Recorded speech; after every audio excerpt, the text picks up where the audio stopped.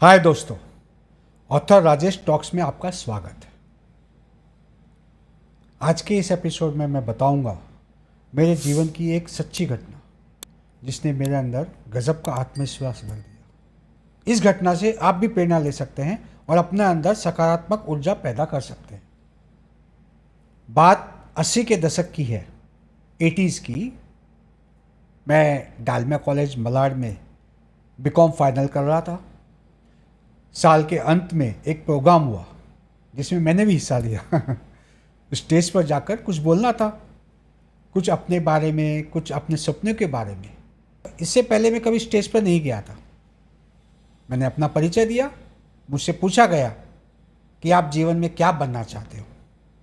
मैंने जवाब दिया, मैं बॉलीवुड में काम करना चाहता हूँ, एज ए राइटर डायरेक्टर।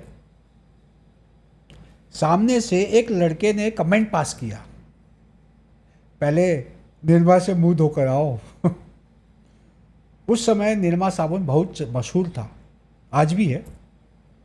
सब मेरा मजाक उड़ाने लगे, हंसने लगे। लेकिन बात मेरे दिल को चुभ गई। मुझे बहुत गुस्सा आया। मैं स्टेज से उतरकर जवाब दे सकता था। मैं स्टेज से उसको जवाब दे सकता था, मगर मैं चुप रहा। मैंने अपमान का घूंट पिया। मैं स्टेज से नीचे उतर चुका था। उस वक्त मैंने सिर्फ कह दिया था कि मुझे बॉलीवुड में काम करना है। मुझे फिल्मों की ABCD भी नहीं आती थी। नहीं मेरे खानदान में दूर दूर से कोई बॉलीवुड में था। लेकिन उस अपमान के बाद मैंने तय कर लिया था कि चाहे दुनिया इधर की उधर हो जाए, लेकिन मैं बॉलीवुड में प्रवेश करके ही रहूँगा। उन दिनों मैं फिल्में बहुत देखा करता था। 1 रुपये 5 पैसे में स्टॉल की टिकट थी। बालकनी टिकट 2 रुपये 20 पैसे थे। वैसे तो स्कूल लाइफ में मैं क्रिकेट का दीवाना था, मगर फिल्मों से मुझे बेहद लगाव था। जहाँ कहीं भी मौका मिलता फिल्म देख लेता। गणपति के दिनों में हमारे यहाँ गली मोहल्ले में पर्दे पर फ्री में फिल्में दिखाई जाती थी। मुझे अच्छी तरह से याद है, अमिताभ साहब की नमक हराम मैंने इसी तरह गली मोहल्ले में फ्री में ज़मीन पे बैठ के देखी थी। तब मुझे नहीं मालूम था कि शूटिंग कैसी होती है। मैं फिल्मी मैगजीन बहुत पढ़ता था। मुझे अच्छी तरह से याद है कि उस वक्त बहुत ही मशहूर अंग्रेजी फिल्म बिकती थी। वीकली स्क्रीन अखबार आता था। उदय तारा नायर संपादक थी। ऐसा कोई भी आर्टिकल, ऐसा कोई भी इंटरव्यू नहीं था जिसके मैंने एक एक शब्द भी नहीं पढ़े हों। फिल्मों के पोस्टर निहारता, सोचा करता था कि एक न एक दिन मैं भी बॉलीवुड में काम करूंगा। उन्हीं दिनों 10 रुपये में हिंदी उपन्यास मिलते थे। मैं अक्सर उपन्यास पढ़ता। गुलशन नंदा, राहुल, मनोज, वेद प्रकाश शर्मा, सस्पेंस थ्रिलर का मैं दीवाना था।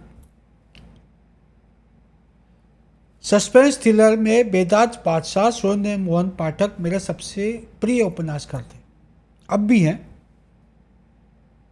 उन्हीं से प्रेरणा लेकर मैंने उपन्यास लिखना शुरू किया।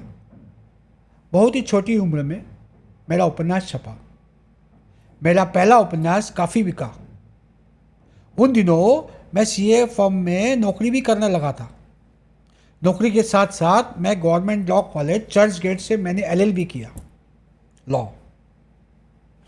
दोस्तों ने सलाह दी कि फिल्मों में ट्राई करो। मैं किसी को जानता नहीं था, न मुझे फिल्मों की ऑफिस पता थी। आजकल तो सोशल मीडिया है, कई साधन हैं। आसान तो नहीं, मगर फिर भी घर बैठे लोग अपना टैलेंट दुनिया के सामने तो रख सकते हैं। लेकिन उस वक्त ऐसा नहीं था। खैर, मैं नौकरी छोड़कर फिल्मों में स्ट्रगल करने के लिए निकल पड़ा। लगभग 3 महीने बाद मैंने हॉरर फिल्मों के बेताज बादशाह राम से बदस के साथ काम करना शुरू कर दिया था। उस वक्त उनका GTV पर द जी हॉरर शो आता था, बहुत फेमस था। मैं उसमें असिस्टेंट डायरेक्टर था। फिर मैंने कई फिल्मों में असिस्टेंट डायरेक्टर के रूप में काम किया।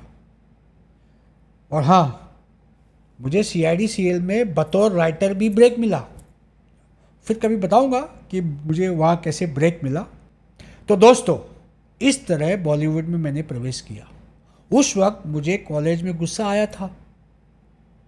मगर आज मैं उसे धन्यवाद देना चाहूँगा।